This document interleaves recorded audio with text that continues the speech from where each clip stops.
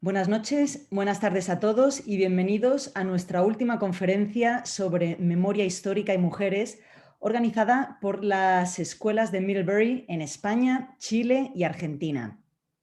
Hoy tenemos el privilegio de contar nada más y nada menos que con la participación de dos ponentes, Aránzazu Borrachero y Alejandro Peña, que esta noche compartirán con nosotros su trabajo en el proyecto llamado Mujer y Memoria. Mujer y Memoria es un espacio digital creado para albergar proyectos que recuperen y difundan la memoria histórica de las mujeres españolas en el siglo XX. Muchísimas gracias, querida Aránzazu y Alejandro. Muchas gracias por vuestra generosidad, por vuestro tiempo participando en este ciclo de conferencias y también por vuestro exhaustivo trabajo recuperando testimonios orales de tantas mujeres anónimas que forman parte de nuestra historia. Ahora me gustaría cederle la palabra a nuestra profesora, Soledad Luque, que como sabéis es profesora en nuestro máster aquí en España y es también la coordinadora de este ciclo. Así que, Soledad, te cedo la palabra para que por favor presentes a los dos ponentes y la conferencia. Muchísimas gracias. Muy bien, muchísimas gracias, Patricia. Como siempre, muchísimas gracias a ti, a todo el personal de Middlebury, a nuestros queridísimos estudiantes, a todas las personas asistentes y bienvenidas a esta última sesión del ciclo de Memoria Histórica y Mujeres. Hemos hablado durante estas semanas pasadas de la memoria, pero precisamente para no olvidar, es imprescindible que haya herramientas que faciliten su recuperación y su conservación para las siguientes generaciones. Pero ¿qué posibilidades ofrece la tecnología para la construcción de la memoria colectiva? La conferencia que hoy vamos a escuchar y cuyo título es Herramientas para la construcción de la memoria colectiva de las mujeres y el franquismo, los archivos de memoria digitales, explora precisamente esta pregunta a través del proyecto Mujer y Memoria y sus dos archivos digitales. El primero, Madres e hijas de la transición democrática, recoge las historias de vida de mujeres que se hicieron madres bajo la particular ideología de género del franquismo. El segundo, Maternidades robadas, compila los testimonios de víctimas del robo de recién nacidos durante el franquismo y los primeros años de la democracia. Para hablarnos de ellos, tenemos hoy a Alejandro Peña Carbonell y Aránzazu Borrachero Mendívil. Alejandro Peña y su compañero, Juan Francisco Nielfa, son creadores de recursos tecnológicos para la gestión del patrimonio cultural y de la memoria oral. Durante los últimos 20 años han estado desarrollando un software de código abierto denominado Dédalo, con el que se han puesto en marcha proyectos como el Memorial Democrático de Cataluña, el Archivo de Memoria de la Diputación de Valencia, el Instituto de Memoria de Navarra, el Archivo de la Invasión Nazi en Grecia de la Universidad de Berlín y un proyecto europeo sobre patrimonio cultural de moneda antigua en colaboración con la Universidad de Oxford y la Biblioteca Nacional de Francia.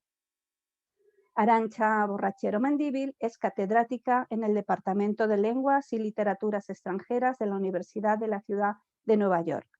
Desde 2012 y en colaboración con Alejandro Peña y Juan Francisco Nielfa, ha estado desarrollando un espacio digital, Mujer y Memoria, destinado a acoger proyectos de memoria oral con una perspectiva de género. En marzo del 2019 y en colaboración con el fotógrafo Pedro Lange Churrión, presentó en el Museo del Centro del Carmen de Valencia una exposición de retratos fotográficos y testimonios de víctimas del robo de bebés. Y tengo el honor y también la emoción de decir que ambos forman parte del equipo de archivos digitales de nuestra asociación Todos los niños robados son también mis niños. Adelante, compañeros, el espacio es vuestro.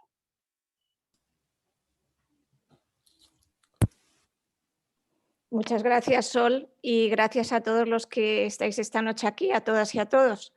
Nosotros vamos a compartir una presentación con una serie de imágenes que van a ir ilustrando la charla. Y Alex va a estar a cargo de ir pasando las diapositivas. Voy a ponerme el cronómetro. Sí, yo lo veo. Se ve perfectamente, Alejandro. Okay. Fenomenal. Muy bien, pues empezamos. Bueno, como esto es un ciclo de memoria histórica y mujeres, nos ha parecido interesante empezar definiendo qué es esto de la memoria histórica. Creo que también tenemos que distinguir entre historia y memoria. La historia es un registro de los hechos, de los datos, de los eventos, de las fechas, y en este registro, por supuesto, interesa mucho la veracidad. La memoria histórica, que también es conocida como memoria colectiva, memoria social, se ocupa de la vivencia de esos hechos, de cómo las personas y los grupos de personas han experimentado y cómo recuerdan lo que ha pasado. En el caso de España, que es el foco de este ciclo de conferencias, el libro de Fernando Hernández Holgado, Mujeres encarceladas, sobre la prisión de Ventas, sería un ejemplo de estudio histórico. En cambio, el libro de Tomasa Cuevas, sobre testimonio de mujeres en las cárceles franquistas, sería un ejemplo que entraría dentro de los estudios de memoria.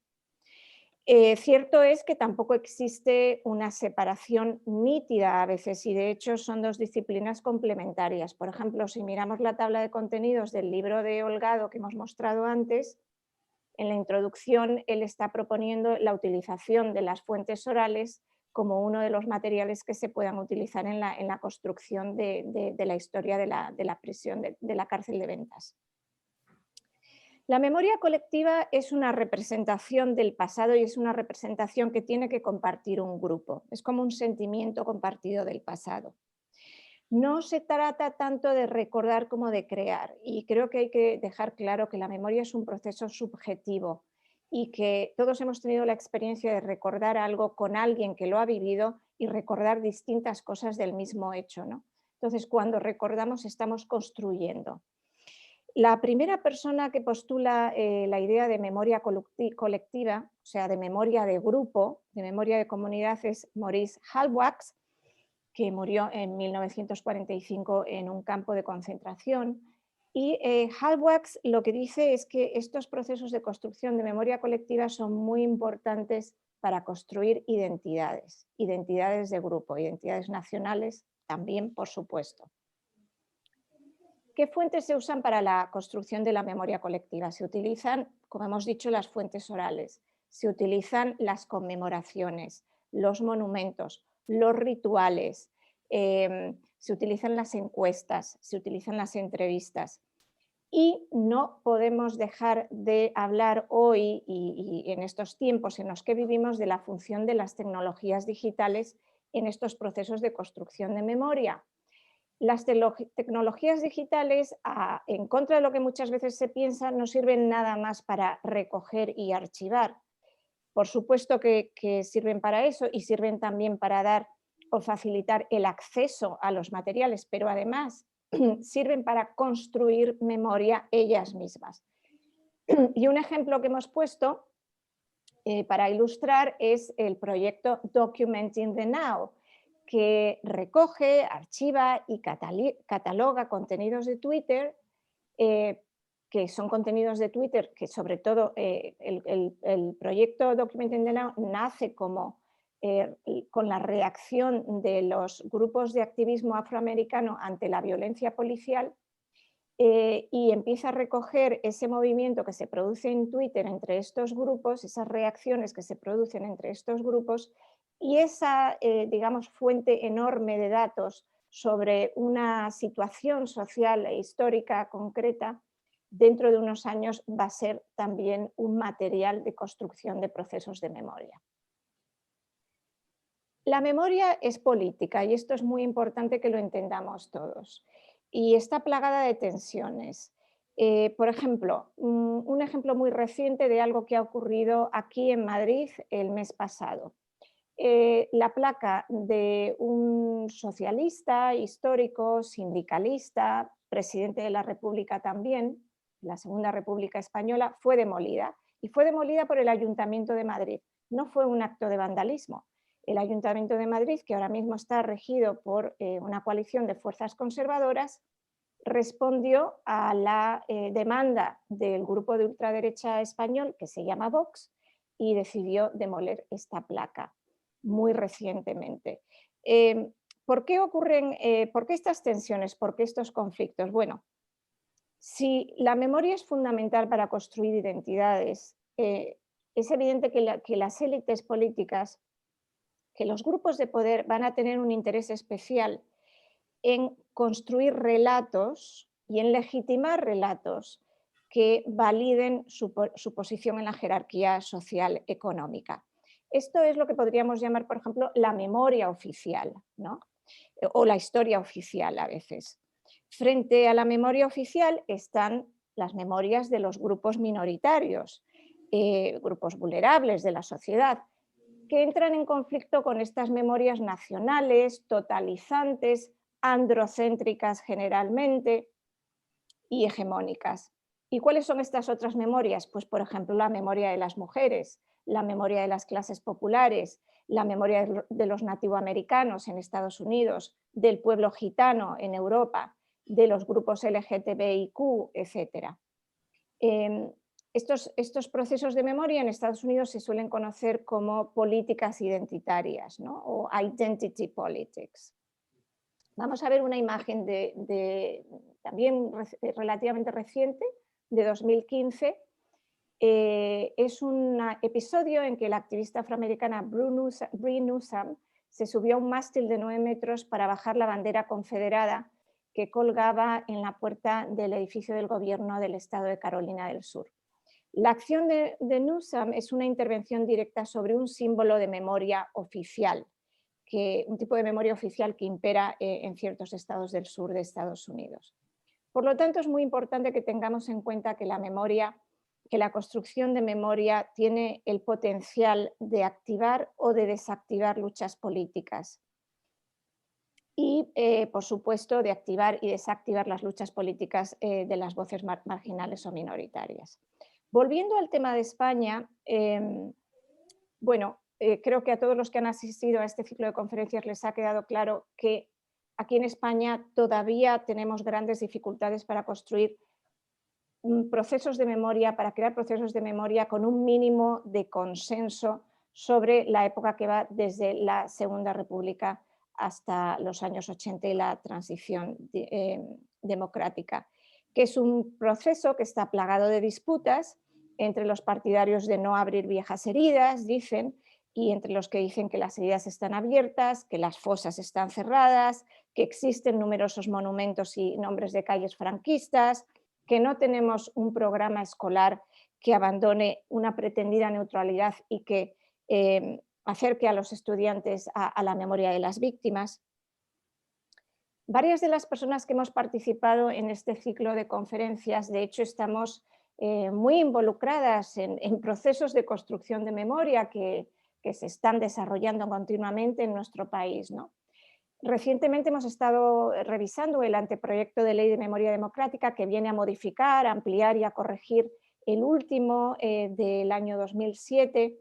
Y curiosamente, a pesar de que es un anteproyecto de ley de memoria democrática que nos viene dado por un gobierno de coalición de izquierdas o de centro izquierda que es favorable a la construcción de una memoria más justa para las víctimas, sin embargo, cuando las asociaciones de víctimas nos hemos acercado al texto, lo que hemos notado es que sigue habiendo exclusiones, ¿no? Por ejemplo, a la hora de definir lo que es una víctima, y luego volveré a esto también, pero cuando se habla de que la víctima sufre violencias o castigos por su actividad pública o política, nosotros decimos y también privada.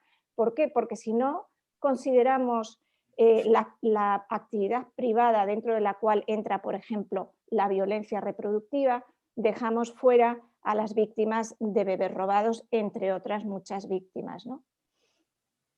Cuando hemos mirado, por ejemplo, la parte de archivos del proyecto, de este anteproyecto de ley, lo que hemos considerado también es que se nos presentaba una enorme dispersión de bancos de datos, de censos, de archivos asociados a diferentes partes de la administración del Estado, y también nos hemos interesado por hacer una serie de propuestas, unas propuestas de un banco integrado, de un banco donde se puedan cruzar datos, donde podamos realmente alcanzar una comprensión integral de lo que pasó.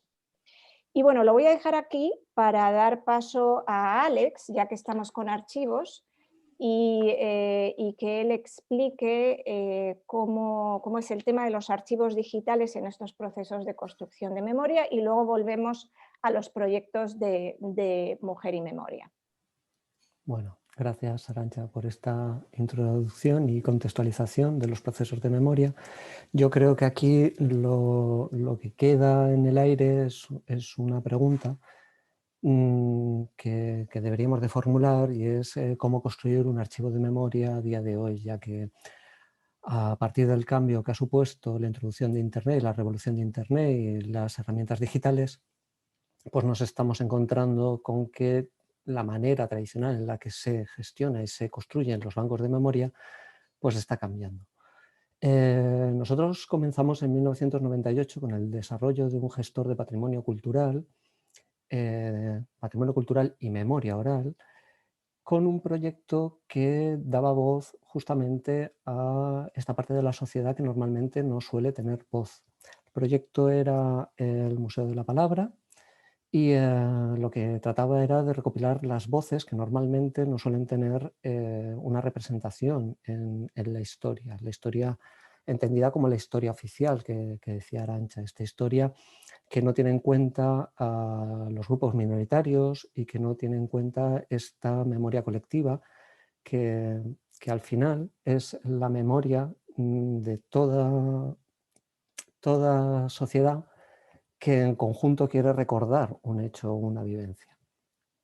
Bueno, generar una herramienta de unas características que permitan el tratamiento y la información de un banco de memoria, normalmente suelen estar bajo el paraguas de lo que el ICOM, que es el organismo que regula los procesos que se desarrollan dentro de los museos, dice que tienen que cumplir, que son tres, que son investigar, conservar y difundir. A mí la palabra conservar para los archivos de memoria no me acaba de gustar, no me acaba de encajar. A mí me gusta más el salvaguardar, ¿vale?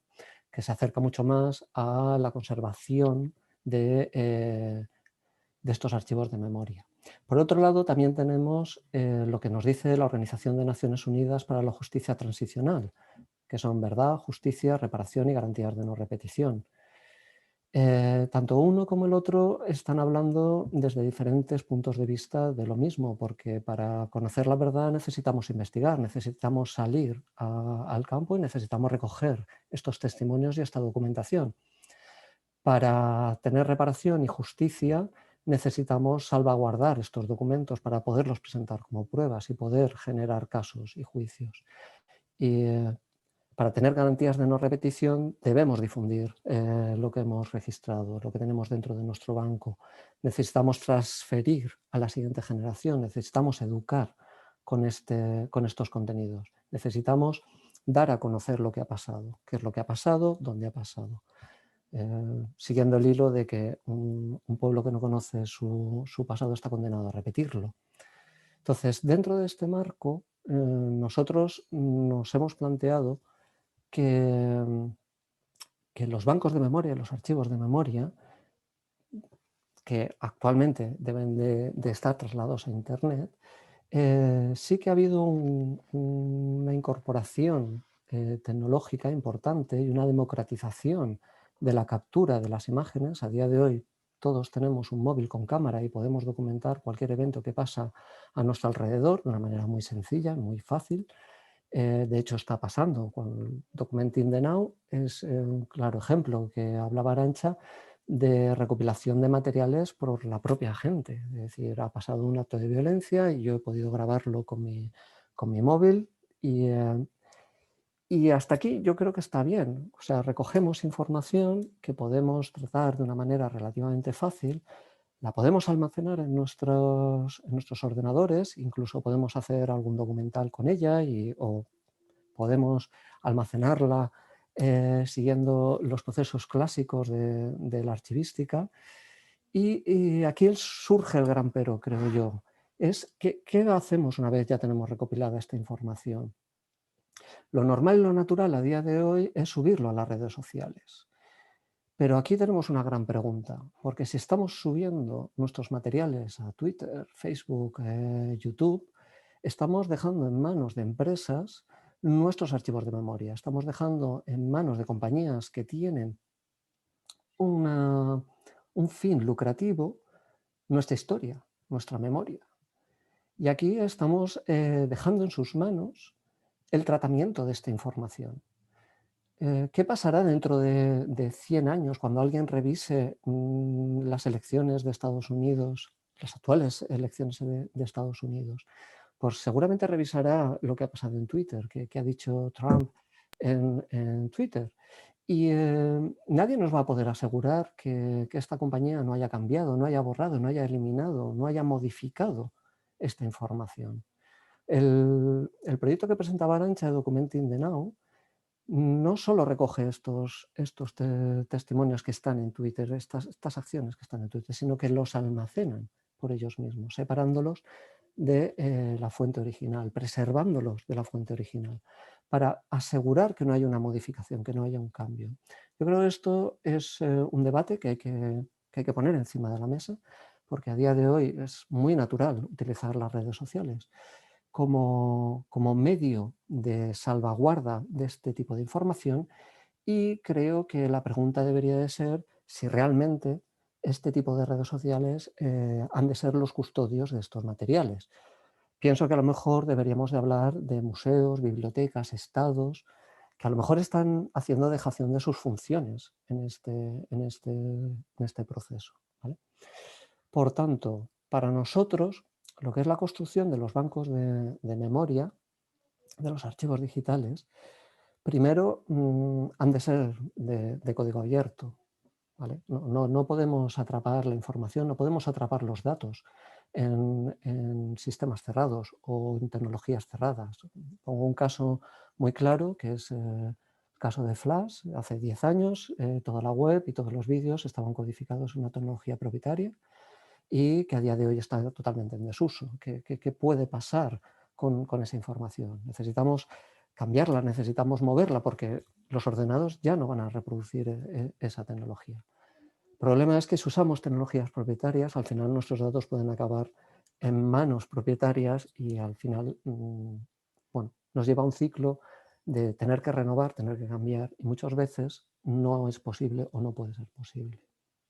Bajo nuestra perspectiva, nosotros creemos que los bancos de datos han de crearse con una perspectiva tecnológica, pero también con una perspectiva social y unificadora en la metodología del tratamiento de la información.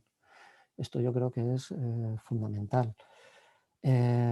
Siempre nosotros hemos intentado de unificar los criterios y las metodologías con los que trabajamos con los datos. Os pongo aquí un ejemplo del Memorial Democratic, en el que bajo Dédalo, que es el sistema que nosotros estamos desarrollando, se han podido unificar diferentes tipos de datos con diferentes criterios. Tenemos el censo de simbología franquista o el banco de testimonios, y la idea es que la información esté relacionada, esté cruzada, y bueno, puedas hacer una búsqueda tanto de un testimonio como un documento o de un expediente de un expreso político. Para nosotros lo más importante es el acceso a la información. ¿Cómo podemos acceder a la información? Cuando tenemos un banco de datos con miles de entrevistas y miles de horas de grabaciones, al final necesitas poder acceder a donde una informante o un informante ha podido tratar una temática. O sea que necesitamos llegar a esa información, necesitamos poderla localizar. Memorial Democratic, por ejemplo, tiene 1.400 entrevistas entre 1 hora y 2 horas. Necesitamos poder localizar una temática concreta, ¿vale? Para nosotros el acceso a la información es fundamental. Por otro lado, es muy importante objetivizar la memoria. Como decía Arantxa, los procesos de memoria son subjetivos. Construimos nuestro discurso y normalmente la verdad no está en un solo informante. Por tanto, otra de las preguntas que nos solemos hacer a la hora de construir este tipo de archivos es cómo podemos objetivizar, cómo podemos agrupar diferentes visiones de una misma temática y cómo podemos mostrar estas diferentes visiones de cara a los visitantes. Porque lo que queremos es realmente convertir a los visitantes en investigadores. Queremos que la gente que llegue a este tipo de archivos y a este tipo de bancos pueda ver la información, recopilar la información, llegar a la información y ser crítico con ella, llegar a tener su propia conclusión de la temática de su interés, ¿vale? Esto viene a colación de que creemos que no hay que generar discursos cerrados, sino que hay que generar, hay que guiar a los visitantes. Generar discursos cerrados está bien cuando generamos un documental porque tenemos un tiempo limitado y tenemos que acotar lo que tenemos que contar, pero estamos seleccionando, cuando generamos un documental, estamos seleccionando una parte de la información que tenemos, priorizando otra parte de la información. Al final estamos sesgando lo que estamos mostrando. Por tanto, para nosotros también es muy importante convertirse en guías de los visitantes y orientarles para que encuentren la información, pero dejarles acceso a que toda la información sea accesible, a que puedan ver la totalidad de la información. Y por último, creemos que tenemos que ser honestos con los informantes y honestos con la información. Honestos con los informantes porque nos están dejando sus experiencias, nos están dejando sus relatos de vida, nos están aportando la documentación de sus expedientes. Y honesto con la información, por lo que he dicho antes, necesitamos que sea honesto a la verdad, a lo que está pasando, a lo que ha pasado, ¿vale? Y yo creo que este proceso de construcción de bancos de memoria se entiende más con un ejemplo. Y le devuelvo la palabra a Arantxa para que nos cuente un poquito sobre el proyecto de Mujer y Memoria.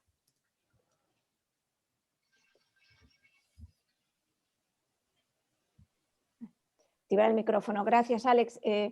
Bueno, todas estas características de la herramienta que Alex y Paco han desarrollado son las que son las razones por las que yo decidí trabajar con ellos y ellos conmigo, ¿no? Yo siempre he planteado que no se puede hacer memoria de mujeres sin un planteamiento feminista. Y un planteamiento feminista quiere decir que hay que replantear, es un replanteamiento epistemológico, no se trata nada más de añadir mujeres a un anteproyecto o añadir mujeres a un proyecto, se tiene que ir mucho más al fondo de la cuestión, ¿no? Como antes decíamos, habrá que pensar qué es una víctima, cuáles han sido los tipos de represiones en los que quizás no nos hemos parado a pensar, ¿no? Por ejemplo. Entonces, yo creo que la herramienta de Alex es una herramienta feminista. ¿Por qué? Porque es una metodología antijerárquica, es antiautoritaria, no prioriza unos contenidos sobre otros, pone en el mismo plano de experiencia a los informantes que tradicionalmente consideramos expertos y a los que tradicionalmente consideramos no expertos, ¿no? Lo que Michel Foucault llamaba los saberes subyugados. Y porque es un concepto antimercantilista del conocimiento. A las mujeres se nos ha excluido muchas veces en razón del saber, ¿no? Del conocimiento, se nos ha excluido de los lugares de sabiduría y de los lugares de estudio. Entonces, no podemos, si tenemos realmente un proyecto de mujeres, no podemos plantearnos trabajar con tecnologías que sean excluyentes. Y todos estos trabajos, bueno, realmente yo creo que se reflejan en su metodología, que es la que yo adopté para mis proyectos. Vamos a hablar un poco de Madres e Hijas de la Transición Española, que es el proyecto que tenemos a la izquierda, el primero que hicimos juntos, y es un proyecto en el que, bueno, aquí está todo el equipo, ¿no? Además de Alejandro y Paco y Francisco, Juan Francisco, trabaja Pedro Lange Churión, fotógrafo, que luego veremos algunas de sus fotografías, y Ciar Borrachero, mi hermana, obviamente, una transcriptora. Y yo siempre que pienso en este proyecto, perdón, recuerdo esta famosa cita de Virginia Woolf, que dice: este libro es importante, dicen los críticos. ¿Por qué? Porque trata sobre la guerra. Y este otro libro es insignificante. ¿Por qué? Porque trata sobre los sentimientos de mujeres en el cuarto de estar. Bueno, pues Madres e Hijas se enfoca precisamente en los sentimientos y en los recuerdos de una serie de mujeres que hablan con sus hijas en el cuarto de estar, en el recinto doméstico. y que al hacer públicas estas historias de vida, sus historias de vida como mujeres que se hicieron madres y esposas durante el franquismo, empiezan a construir una memoria colectiva a contracorriente de la memoria androcéntrica que ha calificado esos recuerdos de insignificantes. Entonces, a mí me gusta pensar en este proyecto como un proyecto de construcción de memoria colectiva, no el único, por supuesto, porque la memoria tiene que ser plural, ¿no? Vamos a ver un segmento de una de las entrevistadas. Como de otro. He hecho, la experiencia más triste que pasé yo fue la noche de vida con relación a la relación con tu padre, fue la noche de 23F, cuando Tejero tomó el Congreso. Tu padre lo cuartelaron inmediatamente, claro, estaba cuartelado. Sabíamos que una parte del ejército, no sabíamos cuánto, porque tampoco teníamos muy buena comunicación, cuántos eran ni dónde estaban. Los que se habían sublevado. Sabíamos que otros estaban con la gente, con los congresistas, y entonces estábamos muy nerviosas. Las mujeres de los militares les habían llevado a los maridos, estábamos, vosotros erais muy pequeños, no sé, ¿cuántos años tenías tú? Pues pero, fue en el 82, 11 años. Sí, ya eras. Entonces dejamos, las mujeres que teníamos los hijos un poco mayorcitos, los dejamos durmiendo y nos fuimos a la casa de otra que tenía los niños muy pequeñitos. Porque vivíamos en bloques militares. En viviendas militares, y nos fuimos a ver qué pasaba. Y teníamos en aquella noche, tuvimos una reacción triste, muy triste, porque no nos atrevíamos a sincerarnos las unas con las otras, porque nos mirábamos y decían, mañana a lo mejor somos enemigas, a lo mejor mañana tú estoy contra ti, tú eres mi amiga querida, pero mañana a lo mejor. Y sentíamos una tristeza tan grande como si hubiera vuelto otra vez a volver la guerra. Yo decía, ahora me explico yo cómo va a pasar con esto de la guerra. Tuvimos ahí todas... ¿Cuántas erais más o menos? Pues debíamos de ser 15 o más. ¿Mujeres de militares, oficiales todos? Unos jefes, otros oficiales, otros... No, de suboficiales no había, eran todos jefes y oficiales. Jefes y oficiales. Y sabíamos que nuestros maridos estaban en poder de un señor que iba a hacer con ellos lo que él tuviera idea de hacer. Unos estaban en el cuartel, otros, tu padre estaba en el centro de instrucción de reclutas. Tu padre estaba en el centro de instrucción de reclutas, el otro estaba en el polvorín, y cada uno tenía su jefe, y su jefe le iba a mandar a hacer lo que él quisiera, o lo que él considerara. Y nosotras estábamos allí todas, con que éramos nuestras amigas y nuestras cosas, y no sabíamos hablar, ni podíamos, es que no hacíamos más que mirarnos. Cuando salió el rey y habló el rey, yo fui la primera que me levanté y dije, chicas, estamos salvadas. Vamos para nuestras casas con nuestros hijos. No sabíamos lo que iba a pasar, pero ya sabíamos que otra vez otra nos iba a preparar. Y esto es, así grandes rasgos. En estas entrevistas hay muchos ejemplos como este, que son vivencias políticas, a mí no me cabe ninguna duda. Vivencias políticas de mujeres supuestamente confinadas en el mundo doméstico o en el cuarto de estar. Son los relatos en los que ellas recuerdan, analizan la dictadura, la transición democrática, pero el encuadre de la memoria, como habéis visto en este ejemplo, es muy diferente. La trascendencia del hecho histórico se evalúa a través de los afectos, por ejemplo aquí, ¿no?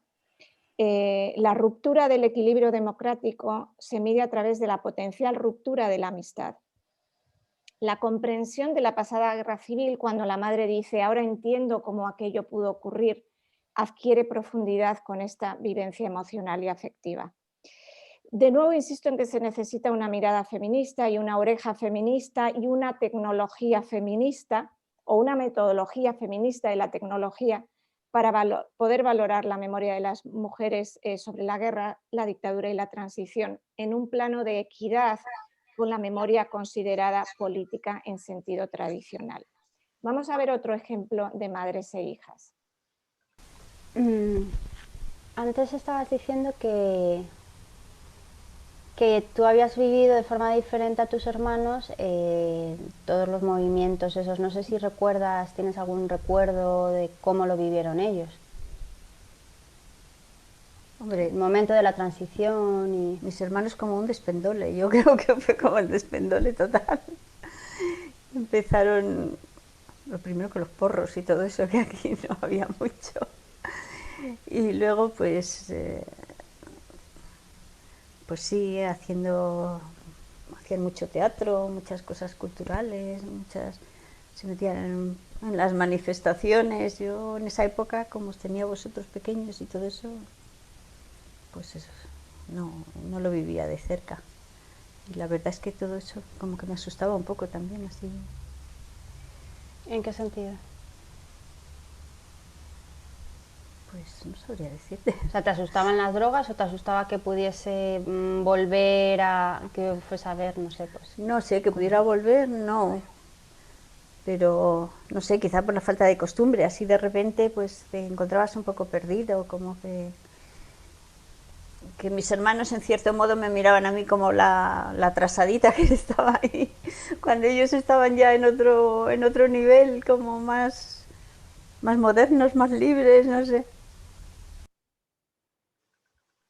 Y ahora quiero que comparemos esta parte de la entrevista con esta otra que vamos a ver. Y después de que nacisteis vosotros y que me quise poner el DIU, porque me lo dijeron unas chicas en la puerta del colegio, que veían que iba yo con 4 y yo jovencita y con los 4 ahí, me dijeron, oye, ¿sabes que hay una cosa? Por Vallecas había un centro de mujeres que estaban empezando y no sé qué, y ponían el DIU, y entonces me fui, me hicieron las pruebas, pagué el DIU, todo eso, y el día que me tocaba ir a que me lo pusieran, pues resulta que les hizo una redada a la policía, no sé qué historias, y les quitó todo. Y, ¿Ah, sí? Sí. ¿Pero no era legal ponerse un DIU?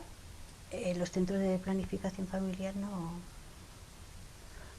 A lo mejor les acusaron de hacer abortos, yo qué sé, esos rollos que había antes, no. La cosa es que les hicieron el raid ese y ya no me lo pudieron poner. Y tampoco buscaste otro. Bueno, lo que me interesa señalar aquí es justamente que sí hubo una vivencia política de la transición, como vemos en el segundo segmento, ¿no? Y fue una vivencia intensa también, ¿no? De buscar la ayuda de los anticonceptivos, además a partir del grupo y la solidaridad de otras mujeres, y encontrarse con una redada policial en el centro donde le iban a implantar el DIU. Pero de nuevo, si no pensamos en ciertos aspectos de las vidas de las mujeres que solemos calificar como de la esfera privada, no vamos a poder entender cómo estas mujeres, por qué para ellas estos recuerdos pueden potencialmente ser recuerdos políticos, ¿no? Vamos a hablar ahora un poco de maternidades robadas. Maternidades robadas es el segundo proyecto en el que hemos trabajado juntos. Y también tiene testimonios. En el primero, en el que hemos estado viendo, estamos hablando más bien de historias de vida. En este vamos a hablar de testimonios porque son denuncias de un crimen, ¿no? De un crimen potencial. Y también es distinto en el sentido de que, aparte de las entrevistas, hemos estado recogiendo los documentos de las víctimas. Las víctimas de bebés robados, como sabréis por la presentación que hizo Sol hace un par de semanas, han sido las propias investigadoras de sus casos y han almacenado y recogido una enorme cantidad de información que nosotros hemos ido introduciendo junto a sus testimonios, y gracias a la herramienta digital Dédalo hemos podido también vincular los testimonios a los documentos, de forma que cuando la víctima está hablando y se está refiriendo a un documento en concreto, lo podemos ver también en pantalla. La parte de la derecha que veis es la anotación de la propia víctima. Hemos trabajado con ellas para que ellas, que son las que realmente saben, pudieran añadir la información de cada documento, porque realmente es un puzzle, ¿no? Es un rompecabezas intentar entender la documentación. Es algo muy complejo que solo con su ayuda podemos catalogar. Vamos a ver una... Bueno, en la siguiente diapositiva creo que tenemos cómo está organizado. Sí, Los testimonios están organizados según los eventos que hemos definido como parto, presunta defunción, denuncias, y en cada uno de ellos hemos ido colocando los documentos pertinentes. Y vamos a escuchar un fragmento de uno de los testimonios. Yo también, fíjate, mucha gente habrá dicho, ¿y cómo en tanto tiempo? Vale. Yo a lo largo de estos años, de estos 30 y tantos años, ha habido más de una vez que le he dicho a mi marido, no sé, si subir a la residencia y preguntar dónde está el niño, dónde está enterrado, dónde lo enterraron y tal. Y mi marido me ha solido decir, ¿para qué? Me suele decir, ¿para qué? Y a la vez es que yo tenía como si mi cuerpo se dividiera, mi cabeza se dividiera en dos partes. Por un lado, tenía esa de decir, voy a ir y voy a preguntar. Y por otro lado, me decía, no lo hagas, no lo hagas, no lo hagas. Tenía esas dos, no lo hagas, no lo hagas. Y yo digo, ¿por qué? ¿Por qué me pasaba a mí esto? Quizás porque en lo más profundo de mi subconsciente, no lo sé, ¿por qué he guardado yo la toquilla tantos años? Yo preparé 2 canastillas iguales. Hasta el 7º mes tenía una. A partir del 7º mes preparé todo. Me dejaron otra cuna, preparé otra canastilla igual, absolutamente todo. Ya con el tiempo me desprendí de todo. De las 2 toquillas no, solo que la de mi hijo pues está usada y la de este niño no está usada. Pero yo muchas veces digo, ¿y por qué guardar? Pues mira, quizás porque hoy tenía que hacer este testimonio, esta sesión de fotos, y tenía que ser así. Dicen que las cosas no ocurren por casualidad. Pues quizás, mira, quizás esa toquilla la he guardado porque hoy íbamos a estar aquí y íbamos a hacer esto. Pero esa toquilla, mira, yo la he guardado siempre. La otra la ha usado mi hijo y mi nieto, pero esa no la ha tocado nadie. Esa, ahí ha estado siempre guardada.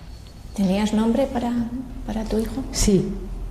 El mayor se llama Igor y ese se hubiera llamado Unai. Unai.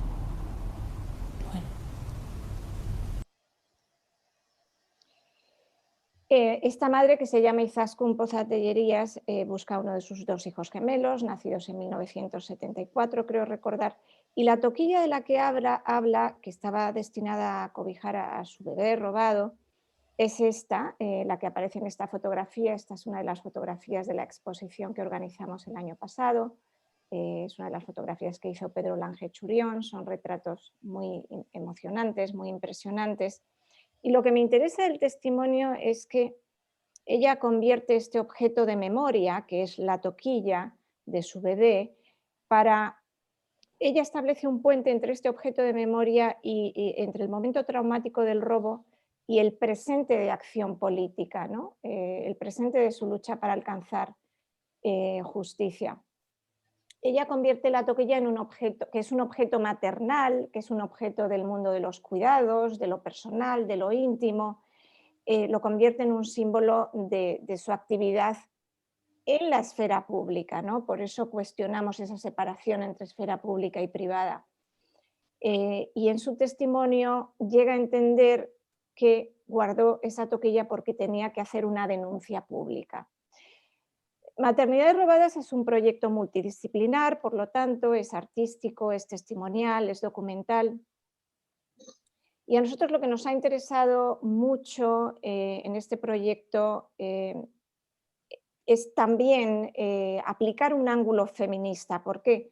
Porque queríamos presentar a las víctimas como sujetos activos de la búsqueda, subvirtiendo por lo tanto una presentación bastante común en los medios de comunicación, que las refleja como personas pasivas esperando ayuda. No es el caso. Entonces queríamos resaltar ese papel activo de las víctimas. Queríamos además presentarlas como expertas en el crimen, que lo son, mostrar su trabajo de documentación, su conocimiento de la administración del Estado. Queríamos colocar, por lo tanto, en primera línea esos conocimientos de los que antes hablábamos, que generalmente se consideran insuficientes, subyugados, deficientes, etc. Y queríamos también hablar del crimen de la violencia reproductiva, de la dictadura, ofrecer un espacio a las víctimas no solo para que hablaran del autoritarismo político del franquismo, sino también del ginecológico y del obstétrico, que fue realmente lo que también hizo posible el robo de bebés. Es decir, derribar de nuevo esas separaciones entre lo público y lo privado, la gestación, lo público la dictadura militar, porque realmente esas barreras no existían. Y ya para concluir, porque hemos llegado al final de nuestro tiempo y de la presentación, la revolución digital está aquí, abre un abanico grande de preguntas, pero también de posibilidades con respecto a la construcción de memoria colectiva. Pero la revolución digital en sí, es decir, los archivos digitales por sí solos, no son ni más ni menos justos con la memoria de las víctimas. No son ni mejores ni peores. Es la metodología y el planteamiento ético y conceptual lo que convierte a una herramienta digital concreta en un arma potentísima para el desarrollo y la difusión de una memoria colectiva de las mujeres, que no sea nada más una mera adición, sino una revolución en la forma en la que hasta ahora nos hemos acercado a los crímenes de la dictadura y a sus víctimas. Así que como nos escuchan muchos estudiantes que están interesados en estos procesos de memoria y también en el uso de la tecnología digital, yo creo que los estudiantes, que es importante que tengan en cuenta que un proyecto feminista no puede realizarse con herramientas digitales cuyos principios no sean feministas. Y así para cualquier otro proyecto de memoria, es imprescindible que la metodología de los archivos y el tratamiento de la información y su salvaguarda, como decía Alex, estén en total consonancia con los principios que inspiran el trabajo que vais a hacer. Si estamos construyendo memoria de las víctimas de los grupos tradicionalmente excluidos de la memoria oficial, no podemos utilizar herramientas digitales mercantilistas, propietarias, ni métodos que imponen una mirada única sobre los contenidos. Así que, bueno, vamos a dejarlo aquí y esperamos vuestras preguntas y muchas gracias por escucharnos.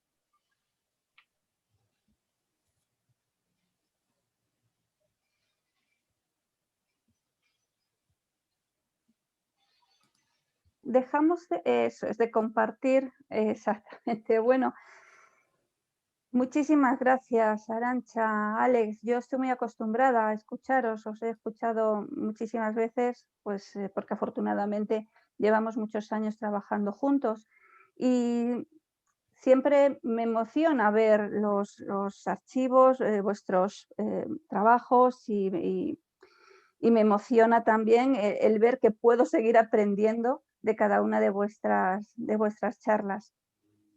Creo que voy a ver si hay preguntas o mientras llegan las preguntas, a mí me gustaría que pudiéramos seguir reflexionando un poquito sobre esta herramienta tan potente, ¿no? De la que habéis hablado, porque ahora estamos en un momento político muy interesante relacionado con la memoria, ¿no? Tenemos la aprobación del anteproyecto de memoria democrática en septiembre, el 15 de septiembre, si no recuerdo mal, la proposición de ley de bebés robados en el Estado español, cuya toma en consideración también fue aprobada el 23 de junio.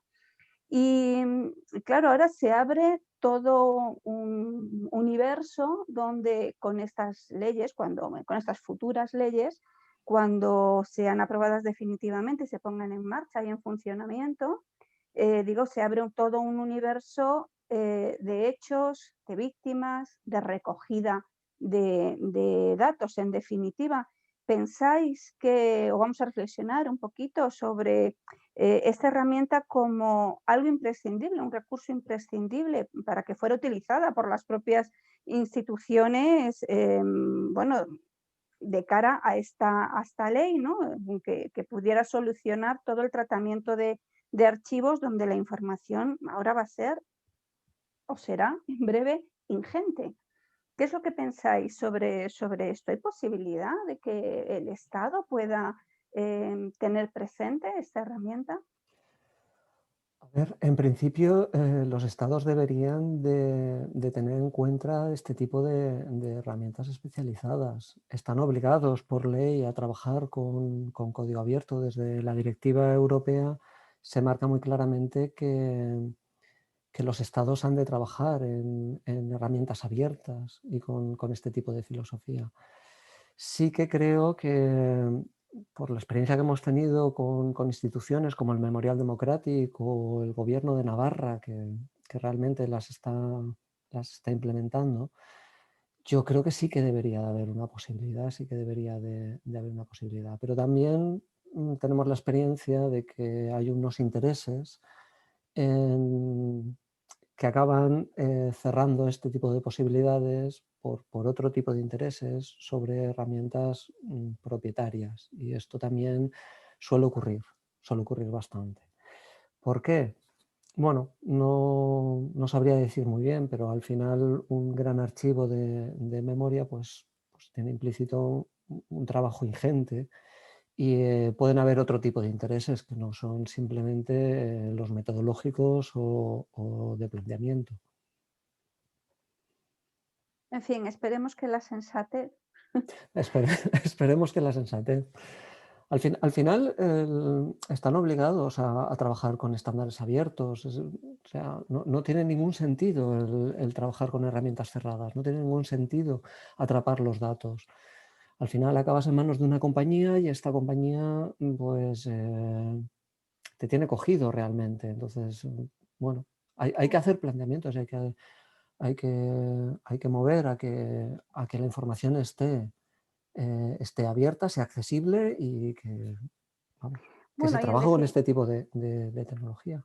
sí, y en concreto vosotros ya habéis desarrollado con muchísimos ejemplos que habéis puesto aquí esta herramienta, ¿no? De manera satisfactoria y de manera absolutamente democrática, con lo cual, bueno, sería muy interesante que nuestro Estado, nuestro gobierno se hiciera eco de ese trabajo para futuras iniciativas legislativas, ¿no? Como estas que hemos hablado. Bueno, de momento hay aquí una pregunta de María Ángeles Iglesias que nos dice que está haciendo una investigación basada en memoria oral de las mujeres en la transición. Pregunta dónde puede encontrar las herramientas digitales de las que habéis hablado y cuál sería el acceso al banco de datos de las historias de vida de estas mujeres. Vale, el proyecto es de código abierto, se puede encontrar en GitHub. Si hace una búsqueda directamente como Dédalo, puede localizar el software, se lo puede descargar, necesitará alguien técnico que le ayude a montarlo, pero el proyecto es totalmente gratuito, totalmente abierto. Hacer una búsqueda en GitHub. Allí mismo puede también ver alguno de los proyectos que están desarrollados con él. El proyecto de Arantxa, por ejemplo, el proyecto de la invasión nazi en Grecia, el proyecto del memorial, el proyecto de la memoria del Ayuntamiento de Valencia sobre mujeres. Bueno, allí podrá ver también bastantes archivos de ejemplo. La idea al final es tener una comunidad de gente que esté trabajando el tema de memoria, tener una comunidad de gente que trabaje con este tipo de herramientas y bueno, generar archivos y ponerle información a la ciudadanía. Entonces, no, yo le animo a que adelante, o sea, busca el software, descárgalo y a por ello. Y a generar el archivo. O sea... Y en cuanto a las historias de vida, también están accesibles. La página web, la dirección es www.mujerimemoria.org. Sí, creo que Patricia le había puesto el enlace, sí. Sí, sí perdona, Arantxa. Que era, iba a decir algo, no me acuerdo. Bueno, ahora hay bastantes preguntas, o sea que si no, pues ya te acordarás. Estela me pregunta, creo que es una pregunta, porque dice que estos archivos existen también para la dictadura argentina con respecto a Mujer y Memoria. No tiene forma de pregunta, pero es que después dice que si existen, ¿dónde puedo dirigirme? ¿Tenéis constancia de que haya esto en Argentina también? Que yo ¿Segura? sepa, no.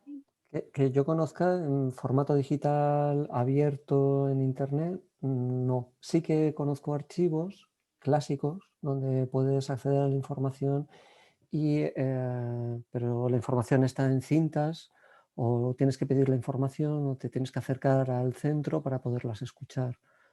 Online, abierto, que yo conozca, no. Bien, aquí preguntan también, Carmen Carballo, una compañera nuestra, pregunta si hay otros proyectos similares en España, Arantxa. Paco. Hay proyectos similares. De hecho, ahora me estoy acordando para esta participante que estaba preguntando que está interesada en hacer un proyecto sobre mujeres en la transición democrática. En la Universidad de Alicante se ha hecho un proyecto que tiene también entrevistas y que creo que se llama Mujeres y Transición Democrática. Hicieron una exposición también de esto, era 4 o 5 años. Es un proyecto dirigido por, creo que es el Departamento de Estudios de Género de la Universidad de Alicante. Después está el proyecto Mujeres bajo sospecha, que se centra en la sexualidad de las mujeres españolas pues, durante el periodo de la dictadura y de la transición. Hay varios proyectos hechos. No creo que digitales haya muchos tampoco. Y bueno, y luego está el proyecto ISMED, ¿no, Sol? Que recoge todos los proyectos digitales que se han hecho no solo sobre mujeres y que esa puede ser una buena fuente para llegar a otros proyectos sobre memoria de mujeres. ISMEDI, Sí. creo que es, ¿no? Medi. Creo recordar que sí, que se llama así, pero bueno, podemos después poner el enlace y efectivamente recoge archivos sobre represión en general de la dictadura y memoria. Sí, y ahora se está haciendo, he tenido noticias recientemente, un proyecto de nietas y de abuelas, que creo que lo está llevando a cabo un colectivo de periodistas feministas. Sí, periodistas del Salto, del Salto y de otras plataformas y otros medios, pero fundamentalmente del Salto, sí. Ujú. Bueno, nos pregunta Mónica que qué criterios seguís para seleccionar las historias y los testimonios. Me estoy yendo solo a las preguntas porque hay muchísimos comentarios de agradecimiento, de felicitación por vuestra charla. Hay quien dice que sois inspiradores, doy fe de que así es. Pero Mónica os pregunta esto ahora. ¿Qué criterios seguís para seleccionar las historias, los testimonios? Hemos aceptado todas las historias y testimonios que cumplían con ciertos requisitos básicos. En el caso de madres e hijas, que se ajustaran a unas franjas de edad, porque nos interesaba que fueran madres que se hubieran hecho adultas durante la dictadura y que sus hijas se hubieran hecho adultas durante la democracia, porque nos interesaba mucho el intercambio intergeneracional. En ese proyecto eso era básicamente lo que pedíamos. No teníamos ningún criterio más. Después proporcionábamos una guía orientadora de preguntas, pero también dábamos absoluta libertad para seguirla o no seguirla, puesto que las hijas conocían las historias de las madres muy bien y tenían bastante claro qué era lo que querían preguntar. Entonces, eso era básicamente lo que hacíamos. En el segundo proyecto, Maternidades robadas, tampoco, claro, en el segundo proyecto nuestra entrada ha sido por las asociaciones y las asociaciones tienen ya sus propios filtros. Y esto era muy importante porque no toda persona que dice que le han robado un bebé tiene evidencias de que hay una documentación contradictoria, de que se han hecho unas pesquisas infructuosas. O sea que aquí realmente las asociaciones fueron, sobre todo la Asociación de Sol, que fue quien nos puso en contacto con el resto de las asociaciones, fueron las que habían hecho ya previamente un filtrado de miembros y, o sea, las personas que eran miembros ya habían pasado por un proceso de búsqueda y así fue como llegamos hasta ellas. Ese fue el criterio que usamos para grabar los testimonios. Muy bien, bueno, hay muchísimos comentarios y preguntas, no sé si nos va a dar tiempo a ver todas, pero bueno, voy a intentar que por lo menos... Hay una persona, perdona que te interrumpa, hay una persona que levantó la mano con el icono al comienzo, lleva mucho tiempo, María Gomar, entonces yo creo que podemos permitirle que nos haga la pregunta. María. Sí, está su pregunta más abajo, si quieres... Sí, lo que queráis, puedo comentarlo yo también. Bueno, el año pasado yo realicé un proyecto en un colegio con una clase de cuarto de la ESO sobre o sea, los alumnos tenían como que reconstruir la figura femenina de un familiar que no hubieran conocido, ¿no? Entonces, buscando referencia, yo llegué a este proyecto. Y lo mostré también en las clases, pero mi pregunta es, ¿cómo llegáis vosotros a la gente? Porque yo os busqué, pero... Bueno, esa es la pregunta que... O sea, la herramienta está, pero ¿cómo se accede a ella? Bueno, como tú has accedido, haciendo una búsqueda. Claro, lo que tú dices es que no está suficientemente visible. O sea, yo tenía interés y entonces encontré esta herramienta que fue, la verdad, muy imprescindible para abordar este proyecto. Pero me hubiera gustado que no la hubiera tenido que buscar, sino que alguien me la hubiera facilitado o... Ya, o sea que... Bueno, hemos hecho difusión en los medios, se han publicado algunos artículos en periódicos sobre el proyecto, estuvimos en la cadena SER y ese programa tuvo muchísima repercusión en la cantidad de gente que accedió al proyecto, tanto que Alex y Paco, que estaban detrás controlando las entradas de visitantes, bueno, que tuvieron problemas porque se les caía, ¿no? De tanta, no sé, fueron miles de personas las que entraron en muy pocas horas. 63.000, 65.000 personas en un día, o sea, una barbaridad. Sí. Y después, pero bueno, somos conscientes, y yo creo que tú das en el clavo en eso, de que necesitamos una campaña de comunicación. Y por eso tenemos una especialista en comunicación ahora, que es voluntaria también, pero que está haciendo su tesis sobre cómo comunicar proyectos de memoria de mujeres. Y entonces ha decidido echarnos una mano y hacer que este proyecto sea parte de su tesis doctoral, y lo que está haciendo es desarrollar una campaña de comunicación del proyecto. Y una de las primeras cosas que ha hecho, y está resultando muy bien, es que estamos haciendo un programa mensual en Radio Nacional Española. De hecho, puedo facilitaros los enlaces porque han quedado Sí, por favor. Hemos hecho 4 o 5 ya, cada uno está dedicado a un tema distinto del proyecto, se ha tocado el tema de educación, el tema de trabajo, el tema de reproducción y bueno, y eso también nos está ayudando muchísimo, ¿no? Está creando mucho interés. Entonces, somos muy poquitos y este no es un proyecto, es decir, esto es parte de nuestra investigación, en mi caso, porque soy profesora, y en el caso de Alex y de Paco, ellos casi que hacen trabajo voluntario para mí. Yo voy intentando buscar dinero en las becas que mi universidad ofrece para pagarles, pero también soy consciente de que mucho del trabajo que hacen es en su tiempo libre, que no lo tienen, ¿no?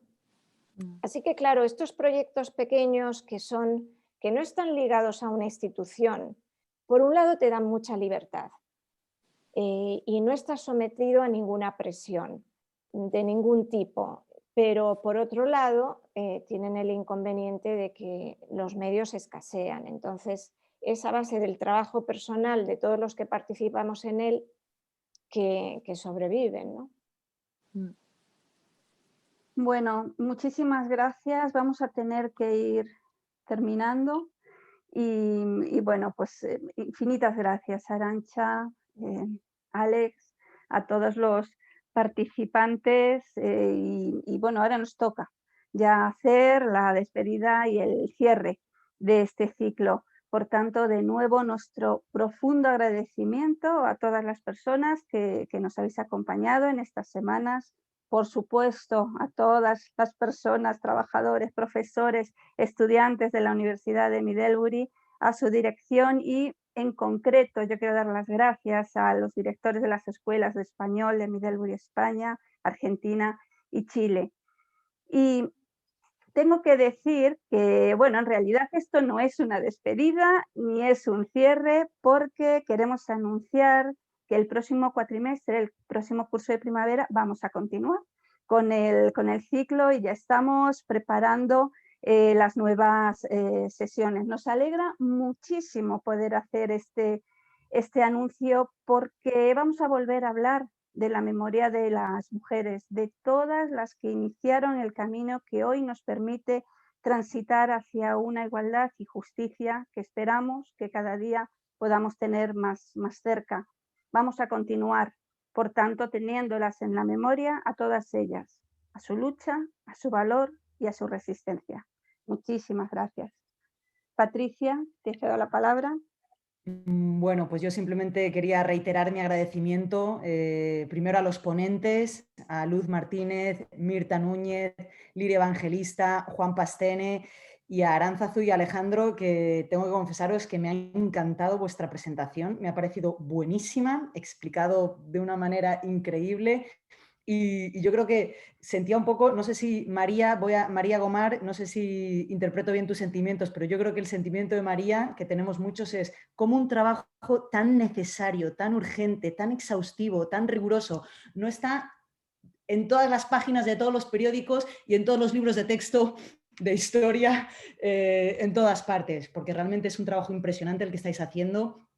Y yo como profesora, desde luego, ya he descubierto una herramienta, un recurso que voy a utilizar en mis clases, porque creo que los estudiantes pueden ahí descubrir, y me gustó mucho lo que comentó Alex, de esa idea de que el visitante cuando llega al archivo busque, investigue y haga una revisión crítica de esos materiales, que eso es imprescindible cuando hablamos de memoria histórica crítica.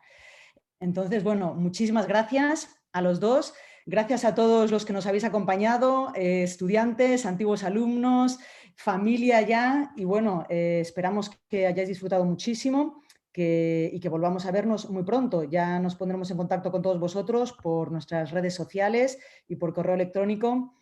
Y bueno, pues nada, gracias a todos. Buenas noches.